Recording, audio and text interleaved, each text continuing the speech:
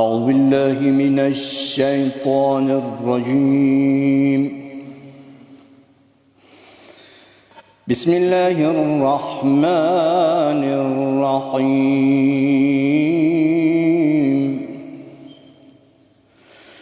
شهر رمضان الذي أنزل فيه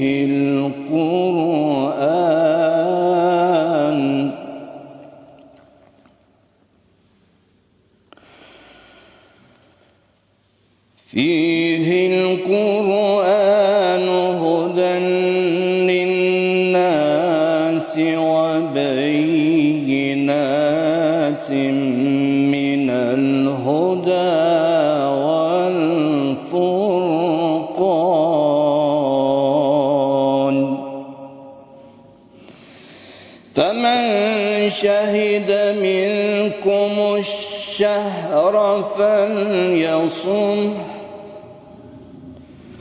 ومن كان مريضا أو على سفر فعدة من أيام أخر يريد الله بكم اليسر ولا يريد بكم العسر ولتكملوا العدة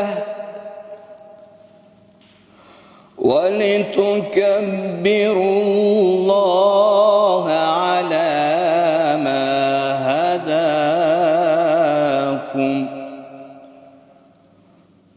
ولعلكم تشكرون صدق الله العلي العظيم. Bağışlayan və mehriban Allahın adıyla. Xoş gördük dəyərli tamaşaçılarımız. Yenidən Gürcüstanda Ramazan adlı mənəvi proqramımızın növbəti sayında. Bugün də yenə studiyamızın çox hörmətli, dəyərli qonağı var. Gözəl mövzularda söhbət eləyəcəyi, eyni zamanda reportajımız, duamız olacaqdır. İnşallah ki, bizi sona qədər izləməyi unutmayın. Qonağımızı istəyirəm təqdim eləyəm. Qardavaneh Bələdiyyəsinin imam cümələrindən, eyni zamanda Gürcüstan Müsəlmanlar İdarəsinin Elmi Şurasının üzvü Elçin Əliyevdir. Xoş gəlibsiniz Elçin. Təşəkkür edirəm, sağ olun. Allah razı olsun. Salamlayırıq sizi və inşallah bu gözəl, bu dəyərli ayda edilən ibadət dualarınızın qəbul olunmasını diləyirik və inşallah ki, bugün də sizə bir neçə suallarımız olacaq və mənəvi bir ab-ı havada tamaşaçılarımızla fikirlərinizi bölüşəcəyik. İnşallah. Elə keçək birinci sualdan ki, artıq Ramazan ayının bir hissəsini arxada qoymuşuq və inanıram ki, Qardabanidə də gözəl təəssüratla keçir Ramazan ayı. Buna bir giriş eləyərsiniz, bir təəssüratınızı eşidək. Ramazan günləri Qardabanidə necə keçir?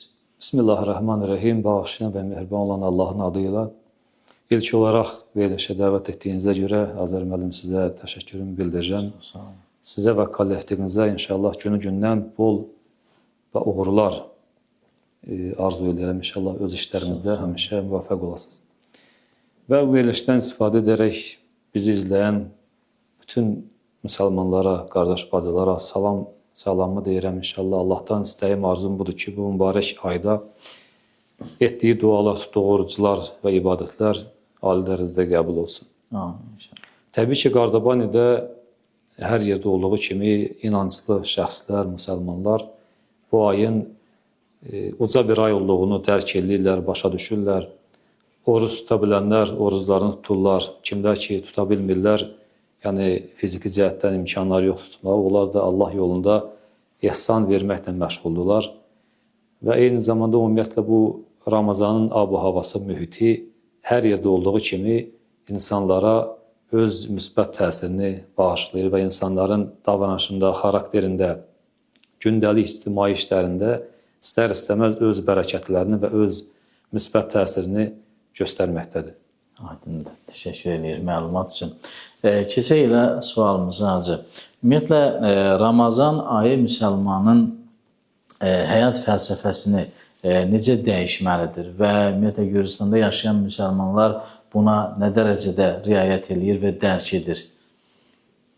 Ümumiyyətlə, Ramazan ayıya fərq etməz başqa bir ibadət növləri olsun. Ümumiyyətlə, insanlara təsir məsələsindən öncə gərək biz birinci həmin ibadət növünün mahiyyətini dərk eləyək və ya dərk eləməyə cəmaatı dəvət eləyək və maarifləndirək. Ramazan bildiyimiz kimi Allah Teala Quran-ı Kərimdə Ramazanı bizə tanıtdıranda buyurur ki, Ramazan ayı o aydır ki, yəni Ramazanda oruç tutmaq elə bir əməldir ki, elə bir işdir ki, yalnız İslam ümmətinə aid olmayıb. Yəni Ramazan ayı və oruç tutmaq İslamdan öncəki ümmətə də yazılmışdı, vacib edilmişdi. Və Allah Teala axırda buyurur ki, ümid budur ki, Ramazanda və oruç tutmaq vasitəsindən insanlar təqvaya çatsın. Bu ayədə 2 dənə əsas nöqtə var. Onlardan biri budur ki, biz ayəni oxuyanda başa düşürük ki, oruç tutmaq sırf müsəlmanlara xas olan bir əməl olmayıb. Yəni, İslamdan öncə də ilahi dinlərdə Allah oruç tutmağı ümmətə, yəni İslamdan öncəki dinin davamçılarına vacib etmişdir. Bu birinci nöqtədir. İkinci nöqtədə budur ki, oruç tutmaqdan əsas qayə, əsas məqsəd budur ki, insanlar düzəlsin. Yəni, davranış cəhətdən, əxlaqi cəhətdən, inanc cəhətdən, əməl cəhətdən, rəftar cəhətdən gərək insanlar doğruluğa tərəf addım atsınlar ki, bunun adı təqvadır. Yəni, əsas məqsəd təqvadır. Çünki oruç tutmaq tək aclıqdan ibarət deyil. Bəli, oruç tutmaq, yəni bir dənə insan ac qala, susuz qala, bununla kifayətlənməz. Amma belə deyək, hər bir işi zərət qoymaya görə, o zaman əlbəttə bu qəbul olmaz. Yəni, orucluğun tam %100 dərəcədə insan dadmaq üçün orucluq nədən ibarət? Gərək orucluğu kamil şəkildə. Fərz edək, orucluq 100-dürsə də, misal üçün, əgər biz rəqəmlə desək, oruc 100-dürsə də, 100%-dirsə də, onun 20-si ac qalmaq, susuz qalmaqda, geridə qalan 70-80%-i da başqa işlərdir. O cəhətdən də Ramazanın mahiyyətini gərək dərk eləyək ki, biz görək bizdə və bizim cəmiyyətdə, Gürcüstan cəmiyyətində hansı təsiri göstərir, xüsusi olaraq da oruç tutanlarda. Və bu təsir fəlsəfəsi bəllidir ki, hər bir təbəqədə fərqli olacaq. Məsələn, o yerlərdə ki, Gürcüstan olsun, fərq etməz, dünyanın başqa ölkələri olsun, o mühitdə, o yerlərdə ki, din anlayışı, dinin fəlsəfə anlayışı, eləcə də Ramazanın öz anlayışı az olsa, cəmaat həmən mühitin, cəmaata sadəcə olaraq oruç tutar, məscidə gedər, iftar verir və eləcə də iftarlarını açarlar. Yəni, ac qalar, susuz qalarlar, ola bilsin, Quran da oxuyarlar, amma əməl cəhətdən onların maarifləndirmə cəhəti zəif olduğuna görə sadəcə olaraq Ramazanın orucluq, ac qalmaq və susuz qalmaq hissəsindən bəhrələnər. Bəzi insanlar da var ki, bəzi məntəqədə ola bilsin, bəzi toplumun arasında onların ac və susuz qalmaqdan Ramazanın bir qədər bir addım qabağa gediblər dərk cəhətdən, Ramazanı dərk etmə cəhətdən ki, bu da adətən dini maarifləndirmə olan mərkəzlər ki var. Yəni, o yerlər ki, orada cavanlar, fərq etməz, yaşlılar dini maariflənmə ilə bir qədər tanış olublar, Ramazanın mahiyyətini dərk ediblər. Onlar artıq sadəcə ac və susuz qalmaq yox. Ramazanın ola bilsin, bir insan düşünər ki, mən ac və susuz qaldım da bununla yox, bu kifayət deyil dediyimiz kimi. Bir hissə cəmaat buradan da qabağa gediblər və öz əməllərinə və rəftarına diqqət edirlər. Yəni, əsl Ramazanın mahiyyətini anlayıblar. Bəli, o cəhətdən də Gürcüstan olsun, ya başqa yer olsun, ümumiyyətlə bu baxır insanın maariflənməsinə. Hansı yerdə ki, Gürcüstanda maariflənmə, yəni Ramazan haqqında maarifləndirmə və maariflənmə çoxdursa da, təbii ki, o toplum, o yerdə olan insanlar, yaşayan insanlar Ramazanı sadəcə acılıq və susuzluqla keçirmirlər. Ramazanı həyat fəlsəfəsi olaraq dərk edirlər və Ramazanı bitəndən sonra da Ramazanda davrandıqları kimi yaşamağa davam edirlər. Bəy, ümumiyyətlə biz Gürcüstanda müsəlman olaraq azlıq hesab olunur. Düzdür, burada yarım milyondan artıq belə deyə Azərbaycanlı yaşayır. Amma ümumiyyətlə yenə də belə deyək, ümumi götürəndə azlıq hesab olunur. Sizcə Ramazan ayı dini kimliyin qorunmasında, yəni Gürcüstanda Ramazan ayı müsəlmanlar arasında dini kimliyin qorunmasında hansı rolu oynayır? Ümumiyyətlə, Ramazan ayında dini kimliyin qorunması dedikdə, yəni kənar din davamçılarının müsəlmanlar olan baxışı adətən nəzərdə tutulur. Yəni İslamdan kənar yaşayan, yəni İslamdan uzaqda olan din davamçılarının müsəlmana olan baxışı necədir? Əsasən bu kimi baxmaq olar, bu cəhətdən baxmaq olar bu suala. Normalda əgər bir insan onun üzərində olan bir müsəlman onun boyunda olan ayinləri dəqiqliyi ilə dərk edilə bilsə, başa düşsə və buna olduğu kimi onu həzm eləsə, başa düşsə və buna əməl etsə, bu təbiidir, qaçılmazdır ki, kənar din davamçıları həmin müsəlmanın davranışında müsbət bir təsirlər görəcəkdir və ona müsbət olaraq həmin o şəxsin özünə, yəni müsəlman olmayan şəxsə müsbət cəhətdən təsirini göstərəcək.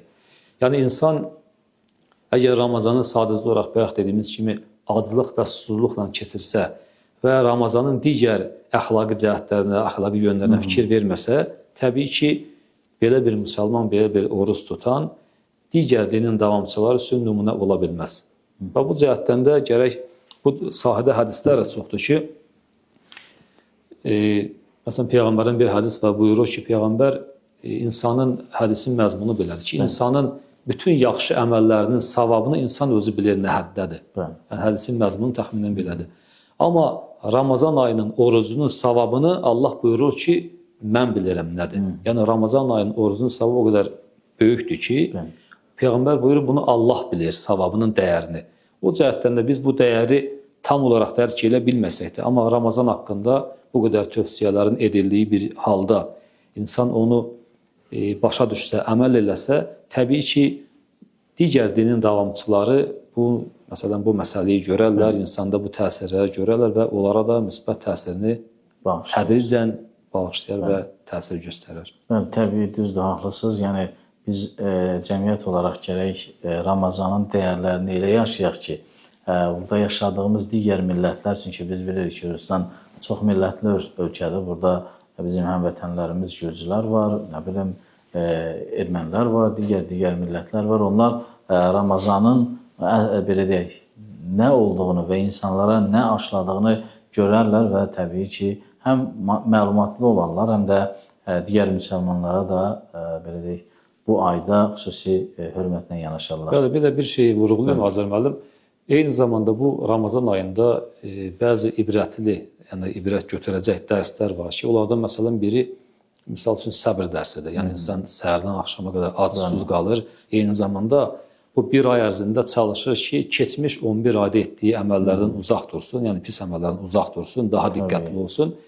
Və insan istər-istəməz bunlara riayət edəndə insanda kamil insan xüsusiyyəti insana yaxınlaşır və kənardan baxan digər din davamçılarda həqiqi müsəlmanın necə bir müsəlman olduğunu, yəni həqiqətən onu dərk edir və İslama qarşı da onların təbii ki, fikirləri olduğu kimi və müsbətə tərəf yönəlmiş olur. İndi isə əzana keçək və əziz tamaşaçılarımız əzanı dinləyək, daha sonra verilişimizi studiyamızda davam etdirəcəyik. Allah oruç ibadətlərinizi qəbul eləsin inşallah. Allahu Ekber, Allahu Ekber. Allahu Ekber, Allahu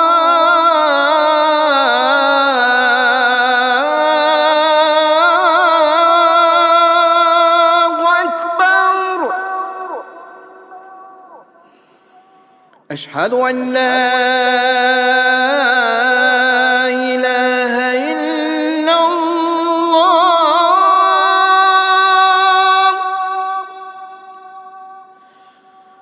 أشهد أن لا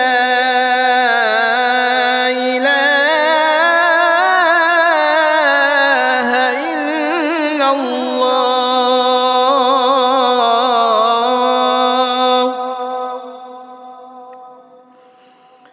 أشهد أن محمدا رسول الله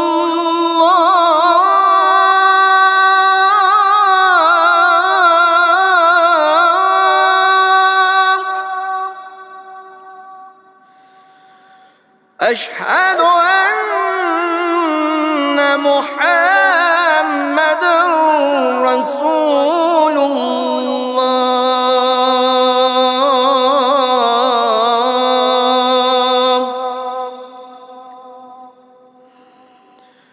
أشهد أن عليا ولي الله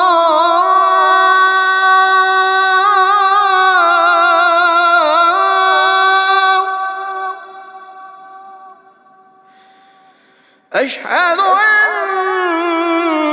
عليا ولي الله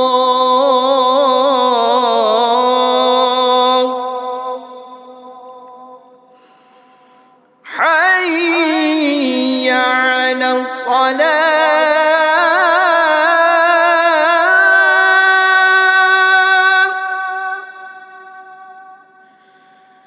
حي على الصلاة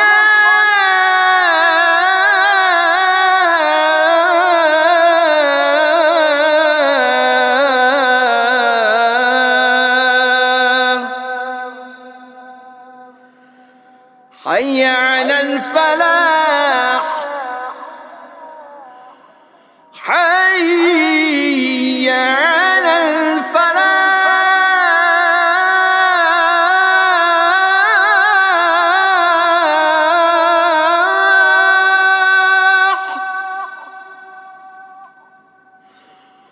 حي على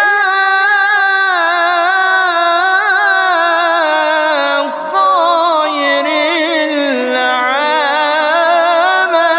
العمل حي على خير العمل الله أكبر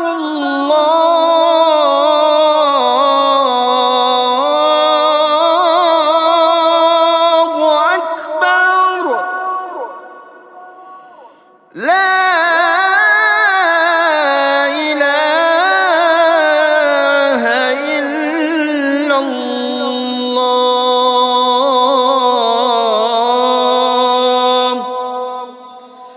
لا إله إلا الله.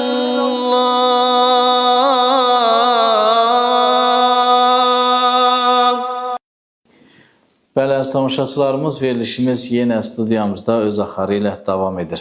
Hacı, növbəti sualımızı ünvanlamaq istəyirik. Ümumiyyətlə ki, biz bilirik, bu ayda Ramazan ayında oruç tutmaq bayaqda qeyd etdiniz. Bütün ümmətlərə, hətta bizdən əvvəlkilərə də vacib buyurulub. Bəs oruç tutmayan, yəni bu ayda oruç tutmayan, amma özünü müsəlman adlandıran insanlar da var. Bunlar haqqında din ümumiyyətlə nə deyir və bu məsələni necə dəyərləndirmək lazımdır? Hökm yoxsa mərhəmət prizmasından? Ümumiyyətlə, İslam dini, yəni bunu mən suala cavab verədən öncə istədim bunu bir izah verə tamaşaçılar da inşallah dinləsin. İslam dinində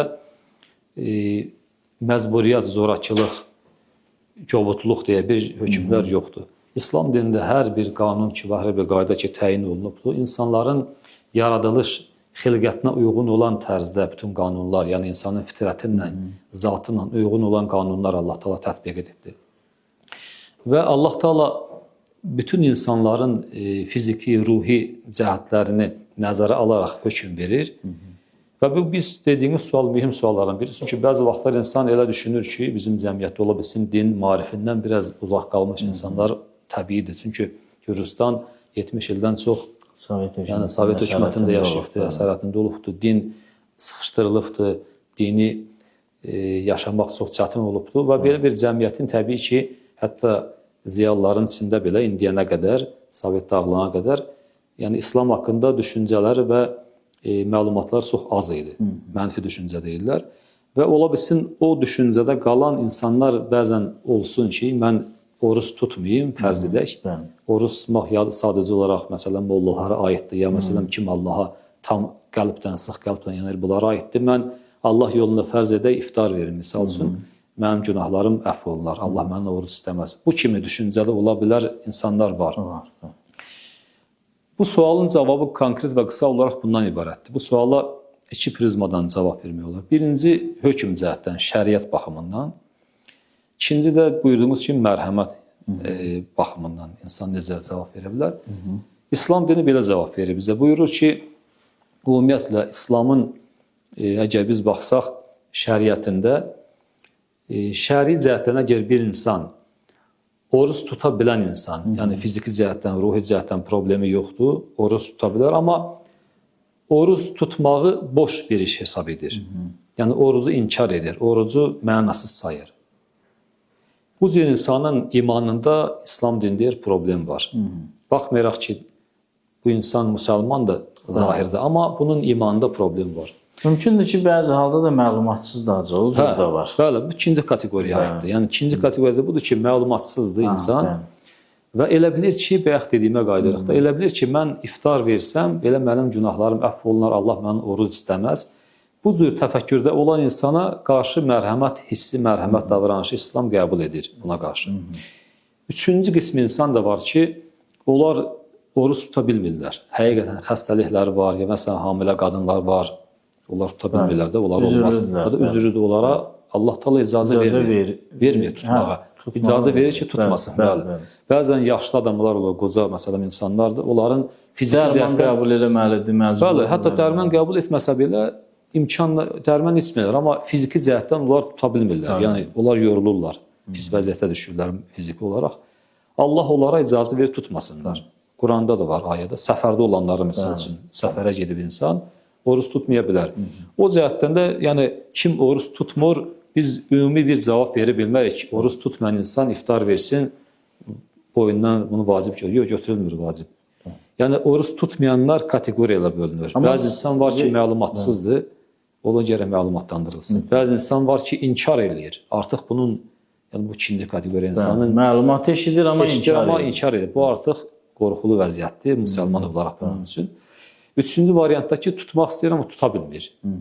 Bu cəhətdən də bu kateqoriyaları nəzərə alaraq biz baxsaq, İslam Peyğəmbəri tarixdə də bir çox insanlarla həmişə çalışırdı üçüncü prizmadan yanaşsın, mərhəmət prizmasından. Həmişə çalışırdı bir bəhanə tapsın, qarşı tərəfin hökmünü hasanlaşdırsın. Yəni, çox ona hökm yüklənməsin və bir bəhanə ilə şəri bir qanun üzərində onun işini hasanlaşdırsın. Bu cəhətdən də biz gərək ən birinci işimiz budur ki, gərək insanları məlumatlandıraq ki, oruc eyni namaz kimi vacib olan, fərz olan əməllərdən biridir. İstisna budur ki, səfərdə olan insan və ya oruç tutmaq ona ziyan ola. Gerdə qalan hər bir təbəqə üçün, hər bir şəxs üçün oruç tutmaq vacibdir və fərzdir. Amma bayaq bir şey qeyd etdik, ola bilər bəzi tamaşaçılarımız səhv anlayarlar. Yəni, o iftar vermək məsələsi. Yəni, iftar verməyin təbii özünün ayrıca savabı var. Yəni, iftar verən insan, o deyir, oruç tutan insan qədər savab qazanır. Əlbəttə, bu, indi vacib oruçdan mı söhbət gedir və ya müstəhəb oruçdan mı söhbət gedir? Buna da bir qısa aydınlıq gətirərdiniz. Ümumiyyətlə, oruç tutmaq neçə cür oruclar var da. Bəzi oruclar var ki, vacibdir. Misal üçün, olun biri Ramazan orucudur. Biri insanın qəza oruclarıdır. Biri nəzir orucu. İnsan məsələn nəzirdə ki, filan işim düzəlsin, Ramazandan kənarda, Ramazandan başqa bir ayda mən oruç tutacağam. Bu da vacib oruçdur. Biri məsələn atanın qəza oruclarıdır, böyük oğlun boynundadır. Ümumiyyətlə, vacib olan oruclar olsun, ya namaz olsun, bunları başqa bir əməllə əvəz eləmək olmaz. Yəni, fərz edək, mən bir dənə sadə misal var. Məsələn, bir nəfərin 5 nəfərə borcu var. 5 nəfərə pul borcu var. 5-ci adama bunun borcunu fərz eləyək, ən çox borcu olan 5-ci adamdır. İndi insan gəlsin desin, mən istəyirəm 4 dənə borcumu verim, o 4 dənənin sayı çox olduğu üçün 5-ci də mənim boynumdan götürülür. Bu olmaz ki, məntiqi cəhətdən düzgündür. Çünki hər bir borcun özü bir müstəqil borcdur. Ramazan ayında oruç tutmaq bir vəzifədir, bir borcdur. Allah qarşısında namaz bir borcdur. Və digər əməllər ki var, məsələn, iftar vermək, fərz edək, bu bir müstəhəb əməldir. Savabı var. Bəli, savab qazansan, savab qazanırsan, amma sənin boynundan bu borc götürülmür. Bu cəhətdən də bunu qarışdırmaq biraz Olmaz. düzgün çıxmaz. Bəli. Aydındır. İndi isə gəlin duaya keçid alaq. Əziz tamaşaçılarımız, dəyərli ruhanimizin dilindən gözəl duaları dinləyək. Daha sonra yenidən studiyamıza qayıdıraq. Bismillahirrahmanirrahim. Mübarək Ramazan ayı haqqında müxtəlif dualar nəql olunmuşdur. Onlardan biri də İmam Cəfər Sadiq əleyhissalamdan nəql olunan duadır ki, bu əzəmətli ayın gecə və gündüzlərində bu dua oxunur. İmam Cəfər Sadiq əleyhissalam bu mübarək ayda bu cür dua eləyir. Allahümmə inni əs'əluka ən təc'ələ fīmā təqzi və tuqaddir minəl əmril məhdum fil əmril həkim minəl qəzailləzi la yuraddu və la yubəddəl. İmam belə dua eləyir ki, Allahım, səndən istəyirəm ki, qəti və dəyişməz hökmlərinə əsasən, o dəyişməz hikmətlərinə əsasən, məni bu mübarək ayda həqiqi hacılardan qərar verəsən. Ən təktubəni min hüccaci beytikəl həram, məni həqiqi hacılardan qərar verəsən. Əl-məbruri həccuhum, əl-məşkuri sə'yuhum, o hacılardan qərar verəsən ki, həcləri qəbul olunmuş ola, səyləri qəbul olunmuş ola, günahları bağışlanmış ola və bütün pislikləri aradan getmiş ola. İlahi, və ən təc'ələni fīmā təqzi və tuqaddir, ən tutilə umrih fī xeyrin və afiyyətin.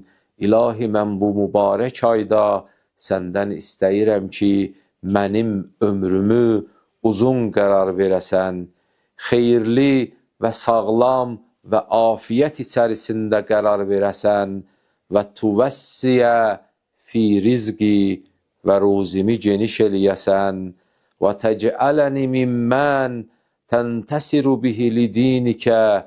İlahi, məni sənin dininə kömək eləyənlərdən qərar verəsən və lə təstəbdil bi qeyri. İlahi, məni məndən başqasına dəyişmə. İlahi, mənim mənliyim səndəndir, səndən olan mənliyimi məndən başqasına dəyişmə. Bəli, əziz tamaşaçılarımız, duanı dinlədik və inşallah edilən duaların hər birimiz üçün qəbul olunmasını arzu edirik və studiyamızda verilişimiz yenə davam edir. Hacı, növbəti bir sualımız var. Günümüzdə, təbii bu əvvəllər belə bir şey yox idi, belə deyək. Amma günümüz elə bir dövrü yaşayırıq ki, sosial media, televiziya, nə bilim, müxtəlif vasitələr mövcuddur. Ümumiyyətlə, Ramazan ayında verilən iftar süfrələrinin, nə bilim, digər savab işlərin çəkilərək yayımlanması, bəzi halda onu şoya çevirmə kimi də belə də ittiham edir insanlar. İftar süfrələrinin nümayişi, bunlar ibadətlərin paylaşılması, riyakarlıq hesab olunur, yoxsa yəni bunu etmək olarmı? Yoxsa burada insanın niyyəti nədir? Ona mı diqqət etmək lazımdır?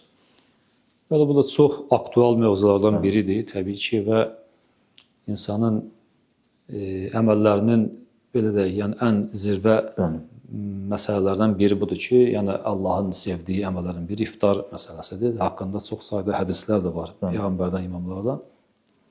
Biz bu məsələyə belə baxmalıyıq. İlk olaraq iftar verməkdən məqsəd gərək biz cəmiyyət olaraq bunu başa düşək ki, iftar verəndə yalnız kiminsə də qarnını doyuzdurmaq, yəni əsas hədəf bu deyil. Təbii ki, insan qarın doyuzdur iftar verəndə, amma əsas hədəf bu deyil. Gərək bu demək olar ikinci, üçüncü dərəcəli hədəfdir ki, mən insanlara qarnını doyuzduram, oruç tutanların, məsələn, və ya az təminatlı ailələrin Ramazanda mən sevindirim onları. Bu gözəl bir addımdır, ictimai bir məsələdir, çox yaxşı bir addımdır. Amma əsasən iftar verməyin əsas fəlsəfəsi budur ki, insan qısa desək, özünü düşünməkdən çıxa, cəmiyyəti düşünmək abu havasına düşə. Yəni, insan şəxsi düşüncəsindən, yəni egoistlikdən çıxa kənara, cəmiyyəti də düşünə. Bu bir ibrət dərsi ola hər kəs üçün ki, sırf Ramazanda yox, Ramazan bir dənə dərsdir. Ramazan eyni zamanda ki, bir ibadət ayıdır, ibadətdir. Eyni zamanda bir ibrət dərsidir hamımız üçün. Ümumiyyətlə, İslam dini ictimai bir dindir. Yəni, İslam dini ictimaiyyətlə bölüşməyi, ictimaiyyətlə düzgün davranmağı, ictimaiyyətin içində olmağı bizdən istəyir. Bəli, tamamilə doğrudur. Bu cəhətdən də iftarın əsas hədəfi ictimaiyyəti yaxşı əməllərə tərəf dəvət etməkdən ibarətdir. Birinci məsələ budur. O ki, qaldı iftar, məsələn, iftar süfrələrini nümayiş etdirmək, məsələn, təbliğ etmək, sosial şəbəkələrə göstərmək. Ən birinci məsələ hər bir əməldə Peyğəmbərimizdən hədis var ki, nəql olunur ki, buyurur, əməllərin hamısı niyyətə bağlıdır. İnsan əgər niyyəti saf olsa, kiçik bir əməl onu cənnətə apara bilər. Əgər insanın niyyəti saf olmasa, getsin, məsələn, deyirəm, bir məscid tikdirsin, körpü salsın, xəstəxana tikdirsin, niyyəti saf olmadı. Niyyəti yəni ola bilər olsun ki, desinlər filan kəs məscid tikdirib. Ki, insan özünü reklam etmək üçün, bizim belə deyək də, belə deyilir bizim deyilişdə, cəmaata reklam üçün. Reklam naminə insan xeyir iş görsə, Allah yanında onun zərrə qədər bir... Yəni, niyyəti ancaq qürbətən ilallah olmalıdır. Yəni, mən bunu edirəmsə, Allaha xatir edirəm. Allah razı olsun deyə bunu edirəm. Allaha xatir, mən bu, məsələn deyirəm, oruç tutanlara iftar verin. Birinci məsələ budur, iftar verəndə, istər onu, ola bilsin bir insan iftar verəndə bunu göstərir, amma niyyəti Allahdır. Ola bilər də insan bunu göstərmək imkanı yoxdur. 5-6 nəfər yığır, elə bu 5-6 nəfərə göstərir özünü. Məhdud bir həddə, amma yenə riya edir, yəni Allaha xatir iş görmür. O cəhətdən bu məsələdə gərək birinci niyyətə baxa. Eyni zamanda başqa bir prizmadan baxanda, başqa bir görüşədən baxanda, bəzən xeyirxah işlərin təbliği gözəl bir işdir. Yəni, ola bilsin 5 nəfər iftar verən var, 50 nəfərdə iftar vermək istəyən var, amma xəbərsizdir, xəbəri yoxdur. Ki, belə bir şey etmək olar. Onların bu kampaniyada, hətta belə də iftar kampaniyası, adını belə qoyaq, onların bu Allaha xatir etsələr əgər təbii ki, onların bu ixlasla Allaha xatir iftar verməkləri səbəb olar ki, başqaları da həvəslənsin. Təşviq eləyər. Təşviq eləyər, bəli. Ona görə də birinci niyyət məsələsidir, əsas diqqət. Niyyət əgər safdırsa da, düzgündürsə də, reklam etməyin heç bir problemi yoxdur. Hətta bəzən bəyənilən bir işdir də. Hətta belə bu cürə demək olur. Adətən yardım etməyi də bugün elə bəzən deyirlər. Düzdür, keçmişdən belə bir gözəl deyim var idi ki, sağ əlin verdiyini sol əl bilməməlidir. Amma məsələ burasındadır ki, bugün elə dövrdə yaşayırıq ki, siz deyən kimi, artıq bunu həm də göstərmək lazımdır, təşviq etmək lazımdır. Bəzi yuxuda olanları ayıltmaq lazımdır ki, bunu sən də eləyə bilərsən, sən də davam etdirə bilərsən. Bir də bir nöqtə var, Azər müəllim, bunu da yaddan çıxartmaq lazım deyil. Ola bilsin, bəzən insan qəflətə düşür, işi də Allaha xatirdir, doğrudan da Allaha, sırf Allaha görə bunu eləyir və istəyir bir kampaniya halına düşə, iftar vermək, başqaları da bunu eləsinlər, kasıbların əlindən tutsunlar. Bəzən iftar süfrələrində bir bu incə nöqtə var. Az təminatlı ailələrin halını nəzərə almaq lazımdır. İmkan həddində elə şeylər paylaşılmalı deyil ki, fərz edək, iftar süfrəsində mən bir şey paylaşıram, həmin süfrədə olanların bəzilərini az təminatlı ailələr ala bilmir. Məsələn deyirəm, o gözləri orada, o göz məsələsi var da, göz haqqı var. Ona diqqət olunsa daha yaxşı olar. Yəni, ümumi göstərilsə yaxşı. Bəli, ümumi göstərilsin. Süfrənin üzərində nə var, tam diqqət ilə. Çünki bu, indi Gürcüstanda şükür Allah elə bir vəziyyət tam azındaxıl deyil, amma az təminatlı ailələr var. Ola bilsin, elə insanlar var ki, bəzilərinin ala biləcəyi şeylər ala bilmirlər. Yəni, göz haqqı qalmasın deyə, qalan məsələdə Allaha xatir insan əgər bunu göstərsə, əksinə riyakarlıq yox, əksinə bir təbliğ olur. İctimai bir fəziyə çevrilir. Aydındır. İndi isə bir reportajımız var, əziz tamaşaçılarımız. Gəlin, reportajımızı izləyək, daha sonra studiyamızda davam edərik. Bugünədək müqəddəs Qurani Kərimdə insanoğluna işarə edilən faydalı məsələlər barədə bir çox araşdırmalar aparılıb. Belə şəxsiyyətlərdən biri də Gürcüstanda Mardiuli bələdiyyəsinin Candar kəndində yaşayan Novruz həkimdir. O, müqəddəs Qurani Kərimdə adı çəkilən bitkilər, meyvələr və quşlar haqqında tibbi faydalarla bağlı araşdırma aparıb və nəticədə Quran və Təbabət kitabını ərsəyə gətirib. Mənim təbabət haqqında 2 kitabım var. Və onlardan biri Quran və təbabət kitabı. Tibbi mən araşdırdıqca gördüm ki, bizim İslam dinində tibbə böyük bir hörmət, böyük bir dəyər verilmişdi. Ona görə də Qur'an-ı Kərimdən mən bəzi bitkilər haqqında məlumatları görəndə fikirləşdim ki, bu haqda maraqlı bir kitab yazmaq olar. Və Quran və Təbabət kitabı o şəkildə ərsəyə gəldi. Onun içində demək olar ki, Quranda adı çəkilmiş bitkilərin haqqında məlumat toplanıb və onların tibbi faydaları haqqında yazılıb bu kitab. Novruz həkimin sözlərinə görə Quranda adı çəkilən bitkilər və meyvələr təkcə qida deyil, həm də şəfa mənbəyidir. O bildirir ki, qədim dövrlərdə insanlar təbii vasitələrlə müalicə olunub və müasir elm də bir çox bitkilərin faydasını təsdiqləyir. Həkim xüsusilə zeytun, xurma, əncir, üzüm, nar və balın insan orqanizmi üçün mühüm əhəmiyyət daşıdığını qeyd edir. Onun fikrincə bu nemətlər immun sistemini gücləndirir, orqanizmi təmizləyir və müxtəlif xəstəliklərin qarşısını almağa kömək edir. Qur'an-ı Kərimdə bir çox bitkilərin haqqında demək olar ki, 20-dən artıq bitki, zeytundur, nardır, üzümdür, balqabaqdır, yemişdir və daha bir qədər də bitkilərin haqqındadır. Ətlərin haqqında, quşların haqqında məlumatlar var. Çox maraqlıdır ki, onları dərindən insan araşdıra bilərdi. Və mən gücüm çatdığı qədəri bir şeylər elədim. Əminəm ki, başqaları bəlkə də daha müvəffəq ola bilərdilər bu işdə. Amma Quranda təbabətə, tibbə böyük önəm verilmişdi. Zeytunun haqqında olan, əncirin haqqında olan məlumatlar Quranda çox maraqlı bir şəkildə verilir.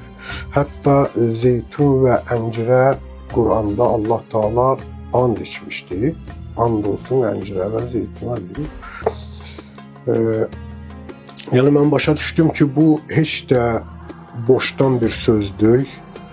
Bildiyimiz kimi Quranda hər şey hikmətə dayanmışdı, hər şey ilmə dayanmışdı və ola bilməzdi ki, başqa meyvələrdən heç bir fərqi olmasın adına and içilmiş bir meyvələrin. Və ona görə də mən istədim ki, araşdıram nəyə görə bu qədər önəm verilir bu meyvələrə. Və nəticə etibarilə məlum oldu ki, həqiqətən də insan həyatında çox önəmli yerləri var bu bitkilərin, bu meyvələrin. Çoxdur, üzüm haqqında çox maraqlı Quran ayəsi var ki, insanlar üzümdən halal bir məhsul da ala bilərlər, haram da. Və elmi cəhətdən araşdıranda görürsən ki, Quranda adı çəkilən halal məhsul üzümün meyvəsi yox, bəlkə də axırda alınan sirkənin haqqındadır. Novruz həkimin araşdırmaları bununla da bitməyib. O, Torpağın Şəfaəti adlı kitab da ərsəyə gətirib. Bu kitabda isə müasir tibbin yanaşmaları və Əhl-i Beyt imamlarının tövsiyələri qeyd olunub. İkinci kitabım mənim Torpağın Şəfaəti kitabıdır ki, demək olar ki, müasir reseptləri, bir də ki, bizim Əhl-i Beyt imamlarının bizə gəlib çatmış reseptlərini toplamışam o kitablarda. Sistem xəstəliklər haqqında yazılmış bir kitabdır. Bu kitablara nəzər sarsaq biz görərik ki, bu çox aktual bir problemdir bugün. Çünki kimyəvi dərmanlar demək olar ki, insanlara daha kömək edə bilmir. İnsan orqanizmi kimyəvi dərmanlar istifadə eləməkdən demək olar ki, bir toksinlər mənbəyinə çevrilib. Yəni pis mənada işlətmək istəməzdim, zibillik halına çevrilib insanın orqanizmi ki, həddən artıq çox toksinlər qəbul edirik biz. İnsanlara tövsiyəm o olardı ki, apteka getməmişdən əvvəl bir anlıq dayansın, fikirləşsin. Yəni 100 il bundan əvvəl kimyəvi dərmanlar yox idi. İnsanlar nə şəkildə yaşayırdılar? Biz bugün apteka gedənə qədər bəlkə də 100 dərman bitkisini ayaqlarımızla tapdıq. Müsahibimizin araşdırmaları bir daha təsdiq edir ki, müqəddəs Qurani-Kərim kainat və bəşər övladı üçün əvəz olunmaz yol göstərən bir mənbədir.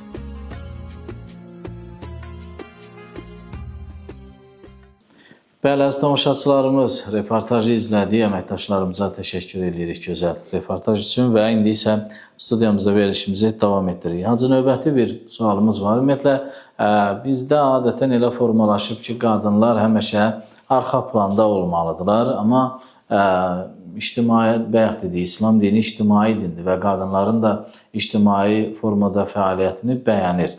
Yəni, ancaq elə düşünürlər ki, yox, İslam deyir ki, qadın arxa planda durmalıdır, arxada durmalıdır. Belə deyil yəqin ki. Və sualımız da elə xanımlarla bağlıdır. Ümumiyyətlə, qadınların Ramazandakı rolu necə olmalıdır? Yalnız mətbəxdə axşam iftara yemək mi hazırlamalıdır, yoxsa ümumiyyətlə, ictimai fəaliyyətləri nə formada olmalıdır? Bəli, bu da yenə haqqında bir saatlarla danışılacaq suallardan, mövzulardan biridir. Amma qısa olaraq cavab vermək istəsək, ilk olaraq bunu gərək biz yadımıza salaq və tarixdə də qeyd olunur ki, İslam Peyğəmbərinin ilk Peyğəmbərlə seçildiyi günlərdən ən önəmli işlərindən biri, addımlardan biri bu oldu ki, qadınlara üstünlük verdi. Qadınların haqqını, yəni təbii haqlarını, Allah Taala tərəfindən təyin olmuş haqlarını cəmaata tanıtdırmağa başladı. Hətta bilirsiniz, Peyğəmbərin zamanında kimin qız uşağı dünyaya gəlirdisə də, cahiliyyət dövründə diri-diri onu bastırırlar. Yəni, qız uşağını özlərini təhqir bilirdilər. Təhqir kimi, kimin qız uşağı dünyaya gələndə özü təhqir olmuş kimi hiss edir. Halbuki evində də bir xanım var. Bəli. O da kiminsə qızı olub deyən. Bəli. O cəhətdən də qadının İslamda rolu, İslamın qadını olan dəyəri bu danılmazdır və kifayət qədər çoxlu məlumatlar var bu sahədə. Amma o ki, qaldı Ramazan ayında. Ramazan da bayaq dediyimiz kimi ibadət növlərindən biridir. Yəni Ramazanda oruc ibadət növlərindən biridir və Ramazan ayının özü xüsusi 11-12 ayın içərisində seçilmiş ibadət ayıdır. Sırf Quran nazil olduğu aydır. Yəni bu çox mübarək və bərəkətli 11 ayın sultanı boş yerə deyilmir. Və Ramazan ayında bu məntiqə uyğun gəlməz. Biz deyək ki, sırf kişilər ibadətlə məşğul olsun, qadınlar yemək pişirsin, xidmət. Bu yanlış bir düşüncədir. Allah Quran-Kərimin çeşitli ayələrində qadın və kişiləri hər ikisini eyni tərəzinin gözünə qoyur. Hər ikisini Allahın bəndə olmağa layiq olduğunu çatdırır. Məsələn, ayələrin birində Allah buyurur ki, müsəlman kişi və qadınlar, səbirli kişi və qadınlar, mən təxmini ayə məzmununu deyirəm, səbir edən kişi və qadınlar, mömin kişi və qadınlar, onların Allah yanında bağışlanma gözləyir onları.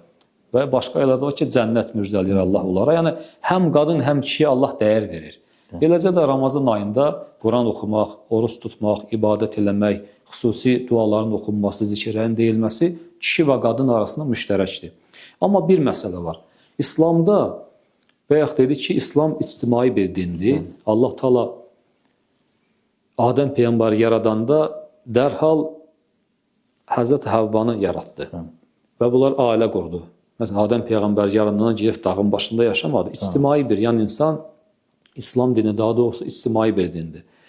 Eləcə də İslam dininin içərisində bəzi işlər var, bəzi əməllər var ki, hətta bəzi müstəhəb ibadətlərdən üstündür onlar. Misal üçün, hədislərdə var ki, insan əgər həccə gedənləri həccdə onlara su versə, onun savabı misilsizdir. Həccələrə su vermək. Bir dənə su verirsən, savabı çox böyükdür.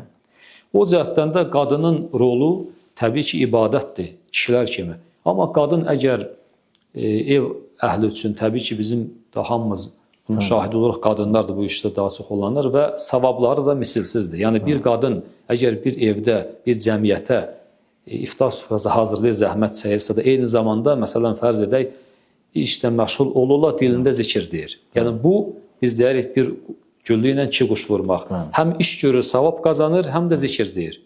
O cəhətdən də qadınların rolu misilsizdir, önəmlidir və Elə su vermək kimi, həcdə su verməyin savabı kimi də, bəlkə də ondan da qat-qat artıq qadınlar yemək bişirməklə, iftar süfrəsi hazırlamaqla savab qazanırlar. Məsələn, Peyğəmbərin bir hədisi var, buyurur, əgər bir insan oruç tutan bir şəxsə iftar verə, yəni yemək verə, orucunu açmaq üçün, o oruç tutanın savabı azalmadan bu iftar verən ona qədər savab qazanar. Yəni, sanki bir insan oruç tuta bilmir, nəyə görəsə də. Amma oruç tutana yemək verir, iftar verir. O nə qədər savab qazanır, az və susuz qalır axşama qədər. Onun savabı azalmadan onu qədər savab qazanır. Bu cəhətdən də qadınlar düşünməsinlər ki, mən fərz edək 5 dənə zikir dedim, 2 dənə dua oxudum, qalanını deyə bilmədim, yemək vaxtımı aldı. Yox, elə yemək bişirməklər ibadətdir. Qadınların da ibadətdir Allah dərgahında. Çünki ac olanlara, oruc olanlara, Allaha xatir az və susuz qalanlara xidmət edir. Bundan böyük şərəf, bundan böyük ibadət demək olar ki, Ramazan ayında yoxdur. Ümumiyyətlə, yəni belə başa düşdük ki, o xanımlar ki var, ictimai fəaliyyətlə məşğuldular. Onlar əlbəttə ki, Ramazanda da öz ictimai fəaliyyətlərini davam etdirə bilərlər. Bu fərq etməz dini və digər məsələlərdə. Amma əlbəttə ki, evində ailəsinə xidmət edən və ailəsi üçün bayaq dediniz, iftarına süfrə hazırlayan xanımların da böyük savabı və böyük xidməti var. Bəy, biz əslində suallarımız var idi, amma artıq verilişin sonuna yaxınlaşırıq. Ona görə burada məcbur tamamlamaq məcburiyyətindəyik. Təbii, mövzular elə bir mövzudur ki, Ramazan ayının özü bunun içində yəni saatlarla danışmaq olar Ramazan ətrafında, amma təəssüflər olsun ki, vaxtımız məhduddur. Ona görə də bu yarım saat ərzində ümid edirik ki, tamaşaçılarımıza gözəl fikirlər çatdıra bildik və Ramazanın mahiyyətini, Ramazanın insanlara verdiyi dəyəri çatdıra bildik. Buna görə sizə təşəkkür edirik, vaxt ayırıb gəldiyiniz üçün. Mən təşəkkür edirəm dəvətiniz üçün, minnətdaram. Çox sağ olun. Çox sağ olun. Allah qəbul etsin inşallah hamının orucunu, namazını. Amin inşallah. Təşəkkür edirik. Əziz tamaşaçılarımız, bugünkü verilişimiz də burada yekunlaşır. Sabah axşam yenidən görüşmək ümidi ilə deyirik. Sağ olun, Allah'a əmanət olun.